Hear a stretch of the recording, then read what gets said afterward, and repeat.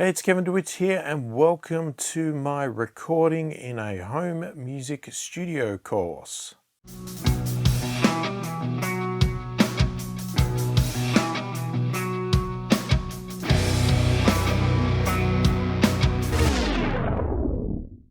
Firstly, let me say thank you, and it is a great honor that you have joined me in this course.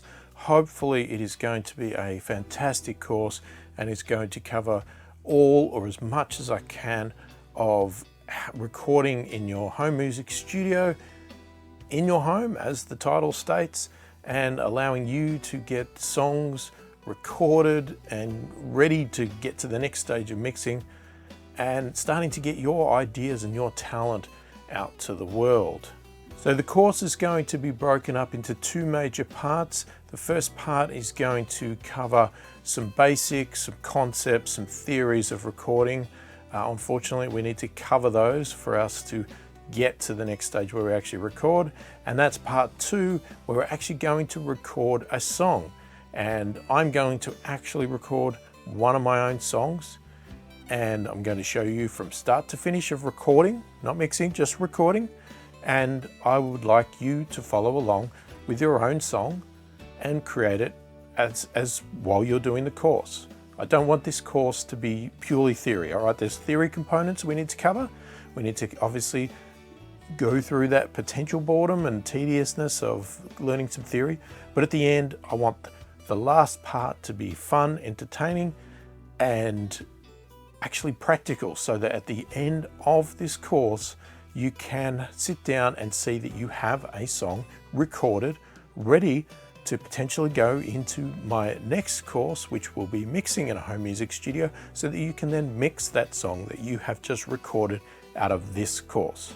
Now, everything in this course will be done in my home music studio here with my gear and my setup. So I can't cover every item. I'm going to cover as much as I can. And if there's stuff that I don't have here, I will try to explain those concepts or techniques or instruments to record, but I may not have them actually here. You know, for example, I don't have a real drum kit. I'm going to try and cover that concept, that process as best as I can and explain it, but I don't actually have a real drum kit to show you doing it. So it's all going to be based around what I can actually do in my home music studio, and you will need to adapt that to obviously your setup. But I'm going to cover as much as I possibly can so that hopefully you can take each of those concepts and apply it to your exact home music studio and your exact instruments, vocals, whatever you need to record, so that you can create your song as you go along.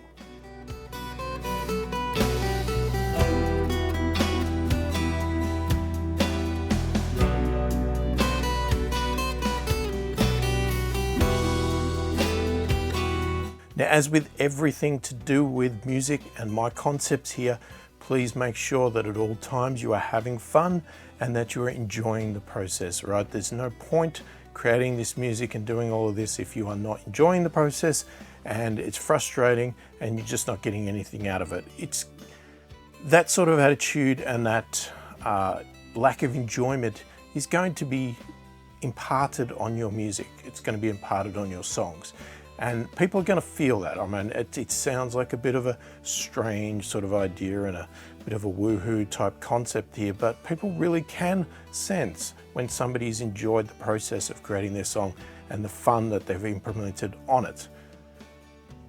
Now, obviously, if you are doing a sad song, that doesn't mean you want to have fun with that song. You know, you obviously need to impart the emotion of that song onto your track, but the actual process itself should still be enjoyable, should not be frustrating. Now, that's not to say that there isn't going to be frustrating parts. Of course there is. This is possibly a new concept to you. A lot of this is going to be new. It's going to be a lot of trial and error. You're going to make mistakes. I made mistakes. Everybody makes mistakes. Okay, but the point is that you can still relax, sit back, make those mistakes, pick yourself back up and continue on. And at the end of it, you'll learn so much and you'll end up having fun and enjoying it the more and more you do all of these steps and recording your songs. Now, if you haven't already downloaded it, there is a PDF that goes with these videos. Please read through the PDF. It obviously has most of this content that I'm explaining in the videos in written form, as detailed as I can with pictures, etc. So it's definitely something to go through. Within that PDF is also some worksheets. Some of them might seem a bit silly to do, some of them might seem like a waste of time, but if you can do them, I really would appreciate it, more for the fact that it's going to cement the ideas into your brain, you're going to absorb it more, and it's something that you can look back on about the decisions you've made or what ideas or things you've had in there. So it's trying to keep the PDF a little bit entertaining by making it practical, where you write down things in worksheets, and I'll prompt you through the videos as well of which videos potentially have worksheets to go through in the PDF. Now, at any stage, if you have any questions, please feel free to put them in the comments below the video. Now, as this course is primarily for people that are just getting started with recording in a home music studio, you're probably going to have lots of questions, so please feel free to ask those questions. There is no such thing as a stupid question. I'm expecting people to ask questions that you may feel is stupid or too simple, but they're not. Okay, this is supposed to be for anybody that has no knowledge whatsoever in recording and wants to get started, so please ask questions and we'll try to get them answered as quick and as thorough as possible. All right, so let's move on and let's get started with part 1 of the course and get into learning some basics of recording.